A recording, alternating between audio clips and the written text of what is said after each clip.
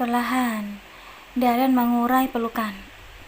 Matanya menatap mata Jarana lekat, hingga ia bisa melihat kaca-kaca bening yang hampir pecah di minik mata istrinya itu. Kamu tahu, kebahagiaan pernikahan itu bukan hanya tentang anak, tapi kasih sayang, cinta, ketenangan hati, dan kenyamanan. Dan Mas mendapatkan itu semua dari kamu. Kalau memang kita ditakdirkan tidak memiliki keturunan, kita bisa mengambil salah seorang anak yatim piatu yang bisa kita angkat menjadi anak. Bukankah itu juga pahalanya juga besar? Tanya Daren. Jarana mengangguk membenarkan. Hatinya sedikit tenang mendapat jawaban dari sang suami. Ia tak lagi khawatir soal benih yang juga belum tumbuh di usia pernikahannya yang berbulan-bulan. Mas, cepatan istirahat. Hani pasti sudah menunggu. Tita Jarana mengalihkan pembicaraan. Daren mendesah pelan. Sebenarnya, ia ingin menghabiskan setiap malam bersama Jarana. Hanya saja, sebagai lelaki yang mempunyai 2 istri, Daren harus berusaha bersikap adil. Daren pun mengangguk, kemudian bangkit dari ranjang. Ia kecup kening Jarana lembut. Selamat tidur sayang. Daren pun kembali memeluk tubuh Jarana, lalu keluar dari kamar itu. Langkah kakinya terayun menuju kamar yang biasa ditempati Hani.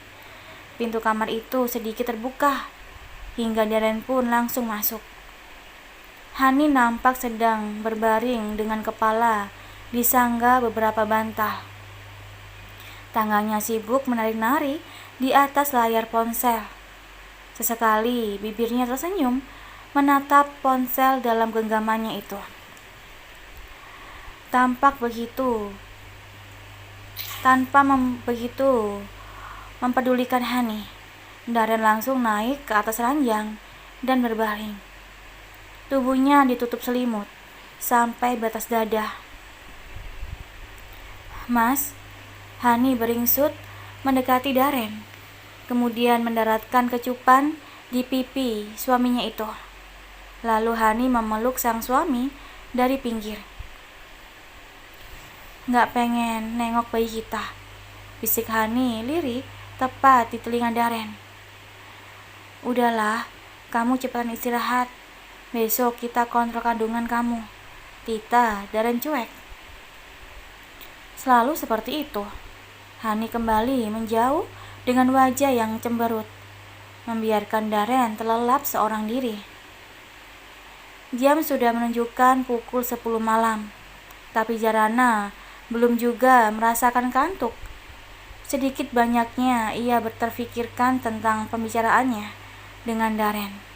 Jarana tetap gelisah. Sebagai wanita normal, tentu saja ia merasakan yang namanya hamil dan melahirkan. Jarana selalu takjub melihat perut Hani yang semakin lama semakin membesar, di mana di dalamnya ada sebuah kehidupan yang mulai tumbuh. Jarana memijat kedua pelipisnya, turun dari ranjang, kemudian berjalan perlahan menuju dapur untuk mengambil minum dingin agar dapat menyegarkan pikirannya. Mbok belum tidur? Tanya Jarana. Mbok Darmi memang masih berkutat di dapur. Belum, Mbak. Mbok lagi beresin ini. Mbok Darmi mengacungkan wadah-wadah yang memang memenuhi rak piring. Mau dipisah mana yang benar dibutuhkan setiap hari dan mana yang dibutuhkan sewaktu-waktu. Lanjutnya lagi. Boleh saya bantu, Mbok? Tawar Jarana. Nggak perlu, Mbak duduk saja. Sebentar lagi juga selesai kok. Tolak Mbok Darmi halus. Jarana tidak memaksa. Ia pun duduk di kursi meja makan setelah mengambil sebuah botol minuman rasa jeruk dari kulkas. Jarana meneguknya setengah, kemudian menutup kembali botol itu. "Mbok, maaf, boleh saya tanya?" Tanya Jarana Lago. "Tentu saja boleh, Mbak," jawab Mbok Darmi. "Anak Mbok Darmi berapa? Bagaimana rasanya punya anak?" Tanya Jarana menatap Mbok Darmi yang duduk di lantai. Mbok Darmi langsung menghentikan gerakan. Tangannya membereskan barang-barang pecah belah itu. Dari mulutnya terdengar hela nafas berat. Tatapannya lurus menerawang. "Mbok, nggak punya anak, Mbak," jawab Mbok Darmi pelan. Seketika rasa bersalah memenuhi rongga dada Jarana. Telah menanyakan hal yang pasti melukai wanita yang sudah pantas memiliki cucu itu. "Maafin saya, Mbok. Saya benar-benar nggak tahu," tutur Jarana dengan raut bersalah. "Nggak apa-apa, Mbok nggak pernah mempermasalahkannya. Mungkin ini takdir terbaik yang Allah berikan buat hidup Mbok dan suami. Bernusjon saja biar hati tenang." Ucapan Mbok Darmi benar-benar membuat Jarana tertampar. Ia malu, tidak bisa berpikir sebijak Mbok Darmi. Alhamdulillah, Mbok dikaruniai suami yang juga sabar, tidak mempermasalahkan hal itu. Hanya saja beberapa tahun yang lalu, suami Mbok meninggal. Makanya Mbok menjadi pembantu. Lanjut Mbok Darmi dengan suara sedikit gemetar. Sepertinya wanita yang selalu mengenakan jilbab kurung itu terkenang akan suami. Jarana semakin digundung rasa bersalah, apalagi melihat mata wanita payubara di hadapannya sudah berumur. "Maafin saya ya, Mbok. Saya sudah membuat Mbok sedih," tutur Jarana dengan mata yang juga ikut memanas. "Nggak apa-apa, Mbak. Ini sudah jalan hidup Mbok. Harus dilalui dengan ikhlas dan kesabaran. Mbok sekali bersyukur karena masih dikaruniai kesehatan hingga masih kuat mencari nafkah sendiri." Mbok Darmi mengusap kedua sudut matanya, kemudian tersenyum menatap Jarana. Jarana semakin merasa bersalah. Ia merasa menjadi orang yang paling kufur nikmat. Hidupnya dikelilingi oleh orang-orang yang begitu menyayanginya. Ada Aji, Sarah, Diana, juga Daren yang begitu memperlakukan Jarana dengan sangat baik. Hidupnya pun bercukupan, tanpa harus bersusah-susah mencari nafkah. Ia hanya diberikan ujian pernikahan dengan adanya madu. Namun sudah berhasil mengikis rasa syukurnya atas nikmat hidup yang lain. Jarana langsung memegang dadanya yang tiba-tiba terasa terhimpit batu besar. Ia bergumamkan istighfar berkali-kali dalam hatinya, serta mengucapkan alhamdulillah dan jutaan terima kasih atas banyaknya nikmat kehidupan yang ia terima. Tak lupa Jarana berdoa dalam hati agar senantiasa diberi kelapangan dada dalam menerima setiap ujian yang mampir dalam hidupnya, termasuk kehadiran Hani sebagai adik madu dan belum adanya benih yang tumbuh di rahimnya. "Mbok jangan sedih lagi ya. Mulai sekarang anggap saja saya sebagai anak Mbok sendiri. Saya pun sebatang kara, gak punya siapa-siapa. Kedua orang tua saya sudah meninggal. Saya hanya beruntung dipertemukan dengan keluarga suami yang begitu baik dan menganggap saya layaknya anak sendiri." Jarana berkata lagi. "Insya Allah, Mbak, saya juga beruntung bisa bekerja di rumah ini," jawab Mbok Darmi. Jarana dan Mbok Darmi berbincang hingga hampir tengah malam. Dua wanita berbeda generasi itu semakin akrab, bahkan keduanya sesekali tertawa bersama. Udah malam kayaknya, Mbok. Kita tidur ya, ajak Jarana. Oh iya, Mbak. Mbok Darmi melirik jam dinding yang menempel di dinding dapur. Mereka berdua pun bangkit dan masuk ke dalam kamar masing-masing. Besoknya, Darren pulang sedikit cepat dari biasanya. Dia sudah berjanji pada Hani untuk mengantarkannya ke dokter kandungan. Semoga bayinya sehat ya, Mas. Harapan Jarana saat Darren pamit untuk berangkat dengan Hani. Amin. Terima kasih doanya, sayang. Darren mengecup kening Jarana, kemudian keluar kamar dan menghampiri Hani yang sudah menunggu di teras. Lama amat sih, Mas. Keburu sore nanti nih, gerutu Hani sambil menarik pergelangan tangan. Sabar dong, baru juga asar, jawab Darren. Ia membuka pintu mobil dan langsung duduk di belakang kemudi. Begitupun dengan Hani. Wajahnya berseri-seri dengan tangan yang sesekali mengusap perutnya. Perkembangan bayinya bagus, air ketubannya cukup, plasentanya juga ada di atas. Tidak menghalangi jalan lahir. Semoga bisa melahirkan normal ya. Tutur dokter menjelaskan saat Hani sedang berbaring dengan sebuah alat yang digerakkan di atas perutnya. Jenis kelaminnya apa, Dok? Tanya Darren antusias. Kemungkinan besar perempuan, jawab sang dokter yang diikuti kata alhamdulillah dari mulut Darren. Dia akan segera mempunyai bidadari kecil dalam hidupnya, meskipun kehadirannya tanpa sengaja. Keluar dari ruangan dokter kandungan, wajah Darren dan Hani berseri, senyum senantiasa mengisi bibir keduanya. Mas, anak kita perempuan, ujar Hani sambil mengeratkan pelukannya pada lengan Darren. Iya, jawab Darren bersemangat.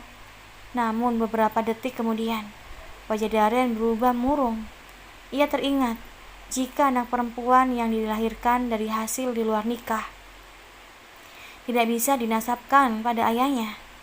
Darren pun tidak bisa jadi wali nikah putrinya kelak. Seketika Darren diliputi rasa bersalah. Kenapa harus menghadirkan seorang anak yang suci dari hasil yang haram?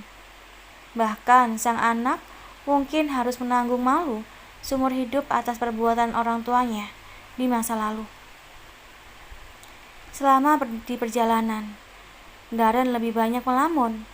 Bahkan ia hampir saja tak fokus menyetir. Andai bayi itu laki-laki, mungkin tak akan sebingung itu. Darren mengusap wajahnya kasar. Dia berusaha menerima takdir yang memang sudah tidak bisa dihindari.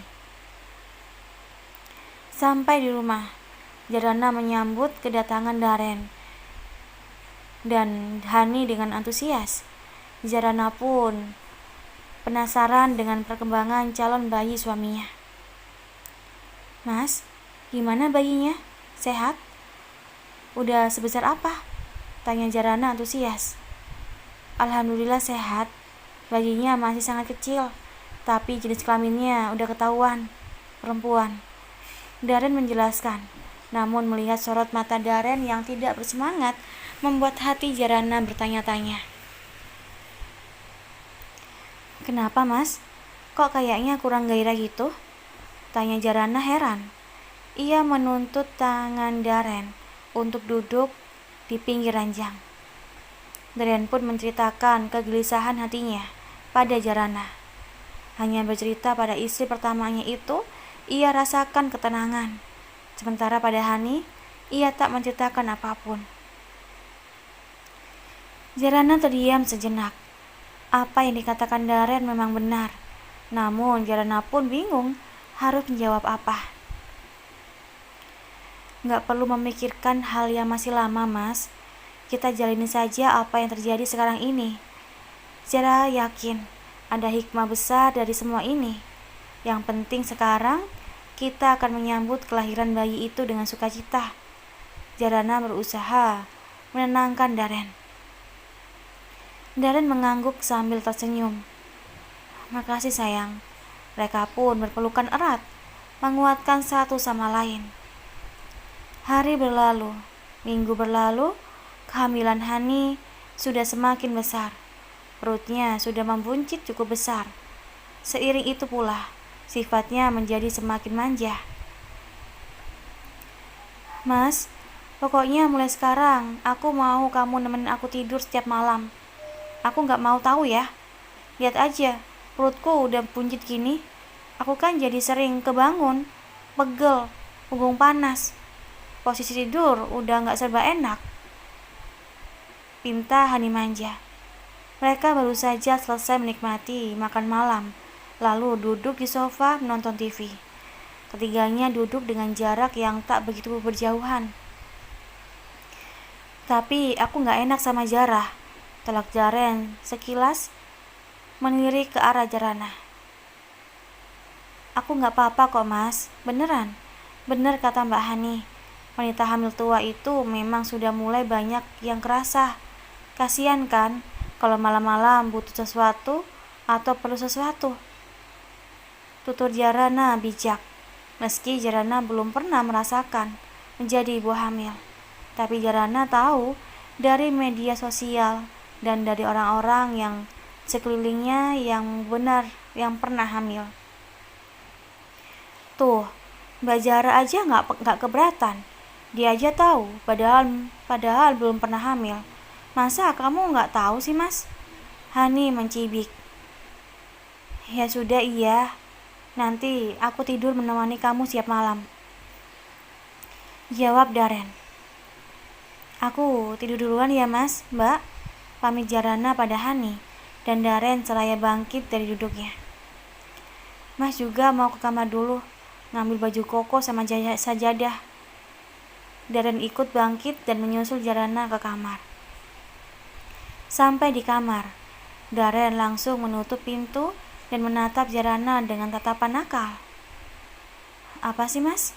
Tanya Jarana tersipu, dipandang seperti itu oleh Darren. Mas kangen tahu nggak? Darren langsung menarik lengan Jarana, memeluknya. Jarana langsung menggigit kaget. Ya ampun mas, nanti ketahuan Hani, protes Jarana sambil memukul pelan dada Darren. Sebentar aja, sebelum tidur, mas ingin merasakan hangatnya tubuhmu dan menghirup wanginya, jawab Darren romantis. Ia semakin mengeratkan pelukannya. Jarana tak lagi merontak. Ia tenggelamkan wajahnya dalam dada bintang sang suami. Tempat paling nyaman untuk ia bersandar. Mas, perutku.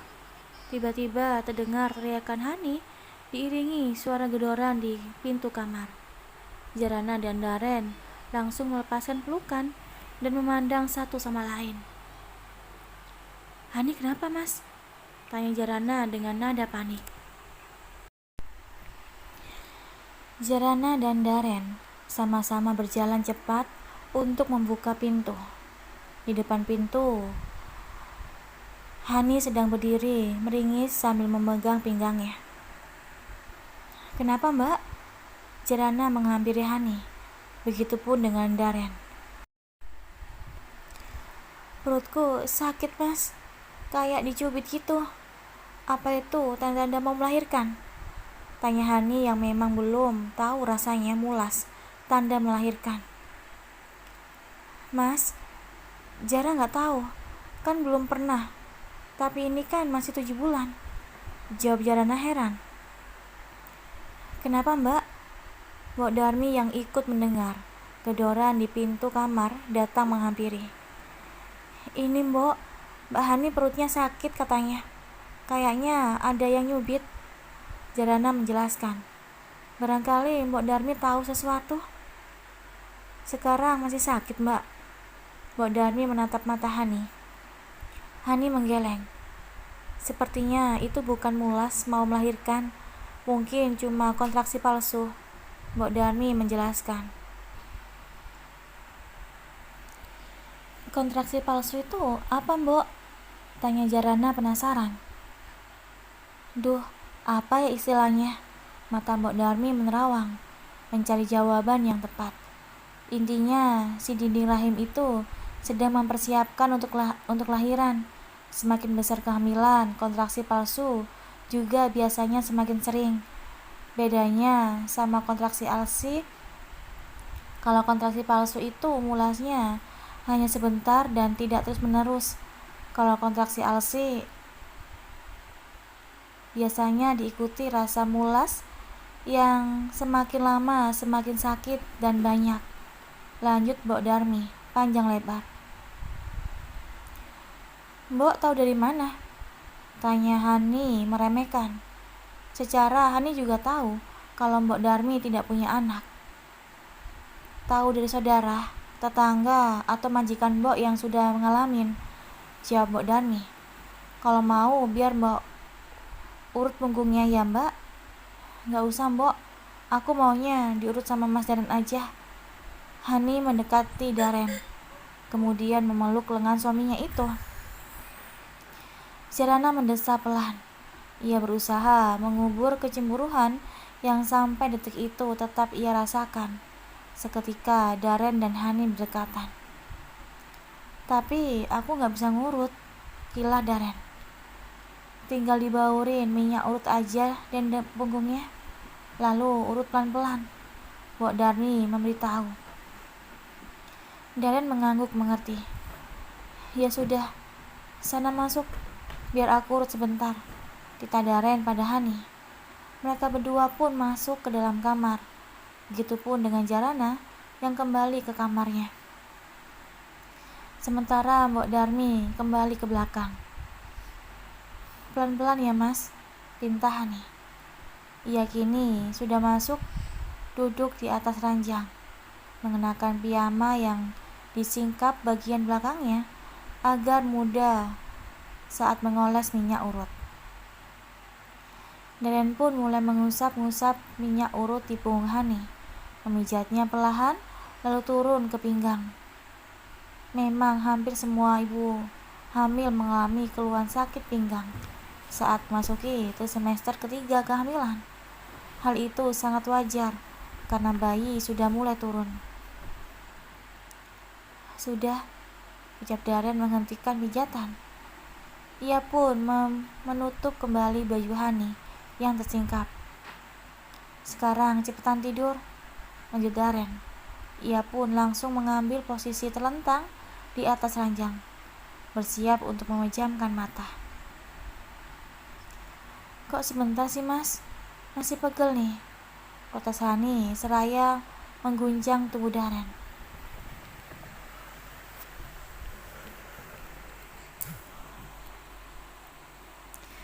Kamu gak denger tadi kata Mbok Darmi.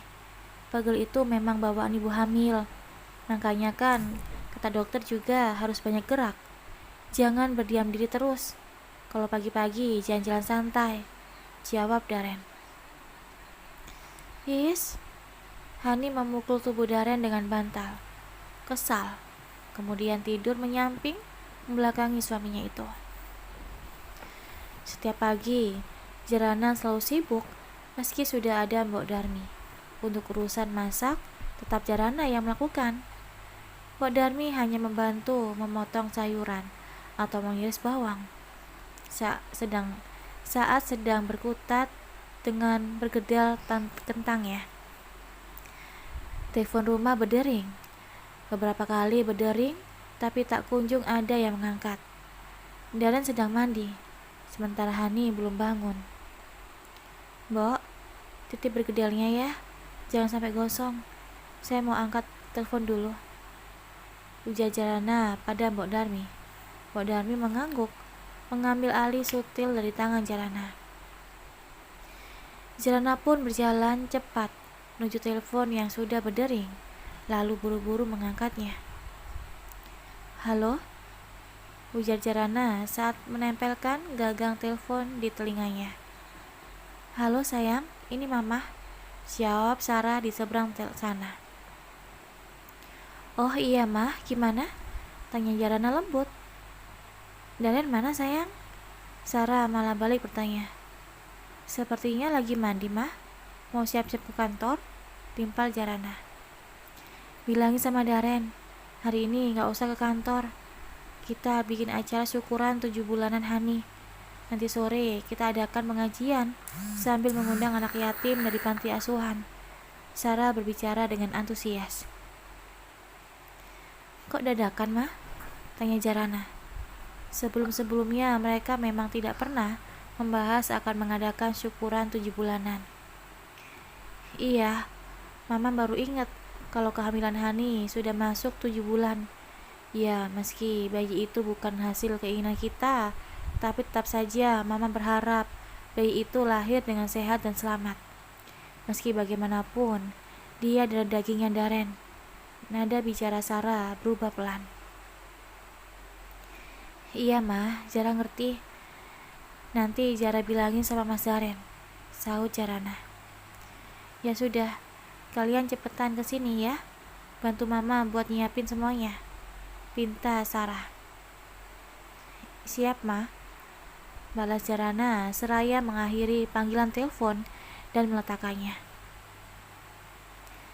Jarana bergegas kembali ke dapur, melanjutkan aktivitas masakan yang sempat terhenti. Pergedelnya sudah matang, Mbok? Tanya Jarana pada Mbok Darmi yang masih berdiri di depan kompor. Sudah, Mbak, tinggal nunggu opor ayamnya sebentar lagi. Belum terlalu empuk, maklum ayam kampung memang rada lama empuknya, jawab Mbok Darmi. Oh iya, Mbok, kalau gitu saya siapin piringnya buat sarapan, timpal Jarana. Ia berjalan menuju lemari piring dan mengambil beberapa buah piring dan gelas lalu menatanya rapi di atas meja. Pagi sayang, Daren mendekati Jarana dan mengecup keningnya. Pagi Mas, jawab Jarana menoleh sambil tersenyum. Mama barusan telepon, katanya hari ini gak usah ke kantor. Mama mau ngadain syukuran 7 bulanan Hani. Kita disuruh cepat-cepat ke sana. Oh ya? Kok Mas gak tahu ya? Kening Daren berkerut.